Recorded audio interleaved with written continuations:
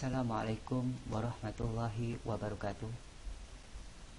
Alhamdulillah, berjumpa lagi dengan saya dalam mata kuliah yaitu Pendidikan Agama Islam. Sebelum kita memulai, apa itu sebetulnya Islam? Islam itu asal katanya dari aslama yuslimu, islaman, artinya adalah selamat, ya. Jadi ini ajaran yang mengajarkan kepada fitrah manusia, ya. Kemudian kita memasuki yaitu hakikat agama Islam.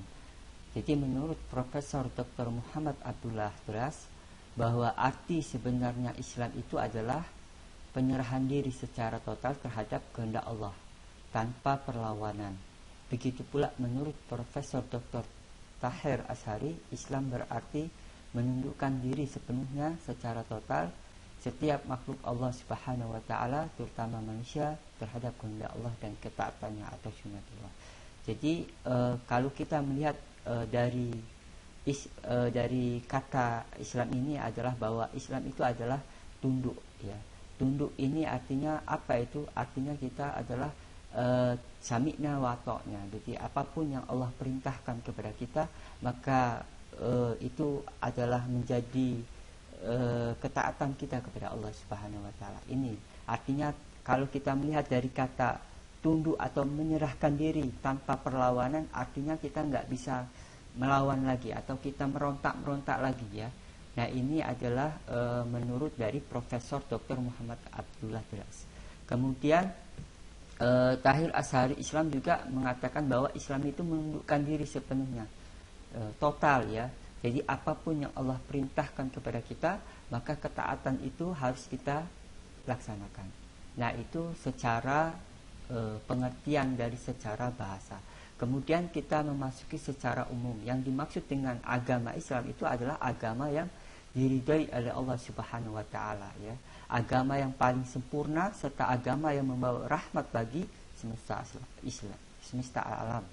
Islam merupakan wahyu Allah Subhanahu wa taala yang diturunkan kepada Nabi Muhammad sebagai nabi terakhir, ya.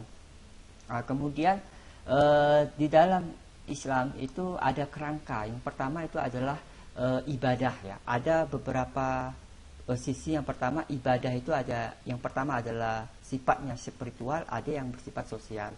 Nah, ibadah yang bersifat spiritual ini dinamakan dengan hablum minallah, ya. Nah, sementara ibadah yang kedua yang sosial ini adalah dinamakan hablum minanas, hubungan manusia dengan manusia, ya. Nah, hablum minallah ini contohnya seperti kita melaksanakan sholat, ya, kita berpuasa, kita berhaji, berzikir kepada Allah Subhanahu wa taala. Nah, itu adalah merupakan hablum minallah, ya. Sementara hablum minannas ini adalah hubungan kita sesama manusia, ya. Salah satu contohnya adalah kita bekerja sama, gotong royong, ya, jual beli, ya. Kemudian dalam sikap akhlak yang baik, ya. Kemudian bagaimana kita menjadi seorang yang baik sesama tetangga dan lain sebagainya, ya. Kemudian Allah Subhanahu wa taala berfirman di dalam Quran surat Al-Maidah ayat 2, ya, wa ta'awanu 'alal birri wat taqwa wa la ta'awanu 'alal ismi wal udwan wattaqullaha innallaha syadidul 'iqab. Dan tolong-menolonglah kamu dalam mengerjakan kebajikan dan takwa, dan jangan tolong-menolong dalam berbuat dosa dan pelanggaran, dan bertakwalah kepada Allah, sesungguhnya Allah amat berat siksanya. Surat Al-Maidah ayat 2. Kemudian hubungan manusia dengan makhluk lainnya. Apa itu hubungan manusia dengan makhluk lainnya? Artinya bahwa Islam juga mengatur bagaimana Islam mengatur hubungan manusia dengan alam. Contohnya apa? Kita tidak membuang sampah sembarangan, ya. Kemudian kita kalau kita misalnya memilih hutan itu bagaimana dikelola dengan baik, ya. Kalau seandainya hutan itu ditebang kemudian dimanfaatkan oleh manusia, itu boleh saja. Tetapi bagaimana, ya, harus dilakukan penanaman kembali atau reboisasi, ya, kalau di dalam istilah biologinya, kan. Nah, ini adalah aturan di hubungan Allah dengan hubungan kita sesama lingkungan ya. Atau kita misalnya berbuat baik dengan hewan. Contohnya apa? Misalnya memberi makan dengan kucing ya dan lain sebagainya, itu adalah merupakan ibadah ya. Ibadah kita kepada Allah karena kita setelah memberi makan ya. Memberi makan kucing itu juga merupakan ibadah karena kucing itu termasuk hewan yang disukai oleh Rasulullah SAW. Kemudian ada kerangka dasar agama Islam. Nah, kerangka dasar agama Islam ini ada aspek akidah. Apa itu aspek akidah? Kalau dilihat dari ininya, asal katanya bahwa akidah itu adalah ikatan yang meyakini bahwa setiap manusia itu harus memiliki keyakinan. Akidah ini simpul tali ya. Jadi akar ya. Jadi kalau sudah punya akar itu dia akan kuat ya. Mau di apapun nggak akan pudar ya. Itulah yang dinamakan dengan akidah. Keyakinan kita kepada Allah Subhanahu wa taala ya. Ya, sama seperti ceritanya Bilal bin Rabah itu, dia sampai disiksa oleh maksudnya disiksa oleh kaum kafir Quraisy pada saat itu karena hanya meyakini bahwa Allah Tuhan itu satu ya. Kemudian ditindih perutnya di batu besar itu dan dia tetap mengatakan Allah itu ahad, Allah itu ahad. Luar biasa. Ini adalah merupakan akidah yang sangat kuat ya. Dia tidak tergoyah pun sedikit pun ya untuk tetap meyakini sebagai Islam itu adalah sebagai Allah itu sebagai Tuhannya. Kemudian kalau menurut istilah bahwa iman itu adalah teguh pasti yang tidak ada sedikit pun keraguan ya.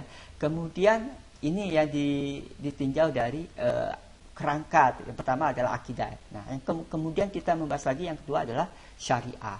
Syariah dalam pengertian etimologi adalah sumber air yang mengalir, yang didatangi oleh manusia atau binatang atau diminum atau dalam menuju tempat air. Artinya apa? Bahwa maksudnya itu setiap dari pengertian ini bahwa manusia akan datang ya. Kalau melihat aspek syariah ini, kalau dalam pengertian bahasanya adalah yaitu tempat mata air. Ya, mata air yang dituju. Artinya ini adalah sumber kehidupan ya. Jadi maksudnya itu adalah bahwa setiap kita manusia ya akan beralih kembali kepada aturannya. Kalau kita seperti ini aja. Kalau kita meyakini bahwa Allah itu maha benar, maka kita meyakini bahwa Al-Qur'an itu adalah benar ya. Sebagai contoh seperti ini. Kalau kita mau membenarkan HP gitu ya.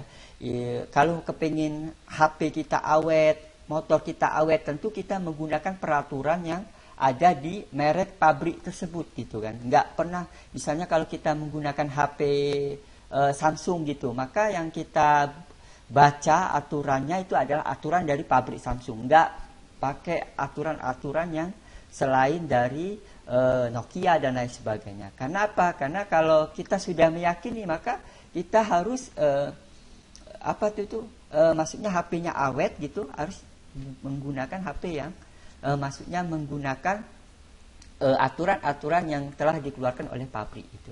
Kemudian tujuan syariat Islam yang pertama adalah menjaga agama. Jadi Islam ini menjaga agama. Kalau orang sudah Islam, maka anaknya akan Islam dan lain sebagainya. Kemudian menjaga jiwa. Islam menjaga jiwa. Kalau dalam kehidupan ini banyak banget ya. Kalau orang ya nggak setiap harinya cari uang ya, siang, sore, malam, semuanya itu dilakukan untuk mencari uang, tetapi dalam keadaan tertentu dia kolab atau usahanya kolab atau dia ketika bercita-cita tidak lulus, maka apa yang akan terjadi? Akan drop ya. Maka ketika orang yang beriman ya, tentu dia akan menyerahkan diri dia kepada Allah Subhanahu wa taala ya. Itu untuk orang yang beriman. Tetapi kalau orang-orang yang tidak beriman, dia akan melakukan misalnya mengakhiri hidupnya dengan cara apapun. Kenapa? Karena dia tidak beriman tadi. Nah, kemudian tujuan syariat Islam itu adalah untuk menjaga akal ya. Ya, akal, menjaga akal, kemudian menjaga keturunan, kemudian menjaga harta, kemudian lagi ada aspek akhlak ya. Aspek akhlak ini ditinjau dari sikap ya, bahwa akhlak itu merupakan dari bahasa Arab ya. Kalau kita melihat dari sisi bahasanya itu tingkah laku. Kalau orang Barat mengatakan moral ya, atau moral, etika itu adalah teorinya Barat ya. Kalau akhlak itu asal katanya dari bahasa Arab yang bersumber dari hadis Nabi Sallallahu Alaihi Wasallam. Innama bu'istu liutamima makarimal akhlak ya. Nah, kemudian ruang lingkup akhlak dalam Islam banyak. Ada akhlak kepada Allah, akhlak kepada sesama manusia, akhlak dalam lingkungan, akhlak kepada binatang dan lain sebagainya. Cukup sekian dari saya untuk pelajaran pendidikan agama Islam. Semoga ini bermanfaat, dan saya akhiri, wassalamualaikum warahmatullahi wabarakatuh.